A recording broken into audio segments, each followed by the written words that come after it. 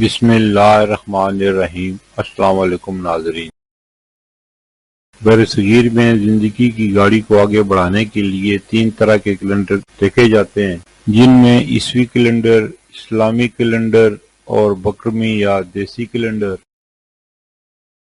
عیسوی کیلنڈر کے حساب سے 26 مئی 2025 دن پیر کا، ہجری یا قمری کیلنڈر کے حساب سے پاکستان، بھارت، بنگلہ دیش اور دیگر ممالک میں 28 ذی القعدہ 1446 ہجری دن پیر کا، سعودی عرب اور دیگر خلیجی ممالک میں ہجری یا قمری کیلنڈر کے حساب سے 29 ذی القعدہ 1446 ہجری دن پیر کا، سعودی عرب اور دیگر خلیجی ممالک قمری کیلنڈر کے حساب سے ہم سے ایک دن آگے ہیں۔ بکرمی یا پنجابی کیلنڈر 12 جیٹھ 2082 دن پیر کا۔ ماضی کے دریچوں سے چند واقعات جو پاکستان اور مسلمانوں سے متعلق ہیں۔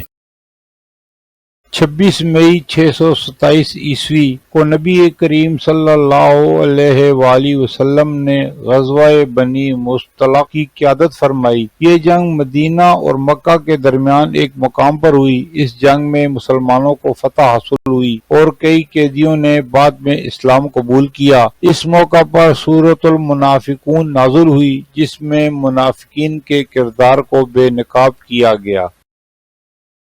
26 مئی 818 عیسوی کو امام علی بن موسیٰ الرضا علیہ السلام کو عباسی خلیفہ مامون رشید نے زہر دے کر شہید کیا۔ ان کا مزار مشہد، ایران میں واقع ہے۔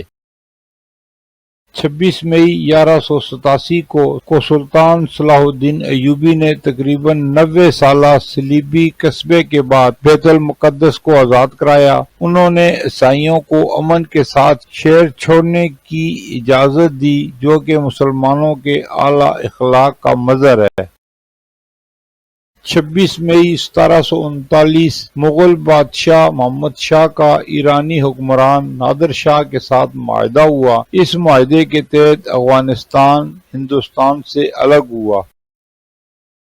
26 مئی 1883 عبد القادر الجزائری الجزائر کی تحریک آزادی کے عظیم رہنما کا یوم وفات۔ الجزائر کو فرانس کے تسلط سے بچانے کے لیے نمایاں اور قابل قدر کوشش کی اور تحریک آزادی کو عوامی مزاحمت بنا دیا۔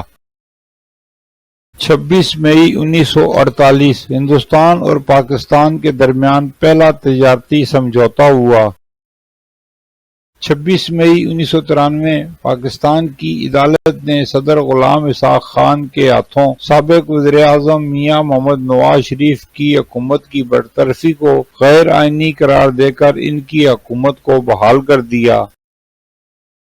26 مئی 1999 کو بھارتی فضائیہ نے کارگل کے علاقے میں پاکستانی پوزیشن پر فضائی حملے شروع کیے، جس سے کارگل جنگ کا باقاعدہ آغاز ہوا۔ یہ جنگ جولائی 1999 تک جاری رہی۔ 26 مئی 2005 پاکستان اور بھارتی حکام کے درمیان سیاچن کے محاذ سے فوجیوں کے انخلاء پر بات چیت کا آغاز ہوا۔ 26 مئی 2006 انڈونیشیا میں زلزلے سے 5700 افراد ہلاک اور 2 لاکھ بے گھر ہوئے۔ 26 مئی 2010 کو پاکستان کے مختلف شہروں جیسے لاڑکانہ، جیکب آباد، سکھر اور نواب شاہ میں درجہ حرارت 50 ڈگری سینٹی گریڈ سے تجاوز کر گیا، جو ملک کی تاریخ کی شدید ترین گرمیوں میں شمار ہوتا ہے۔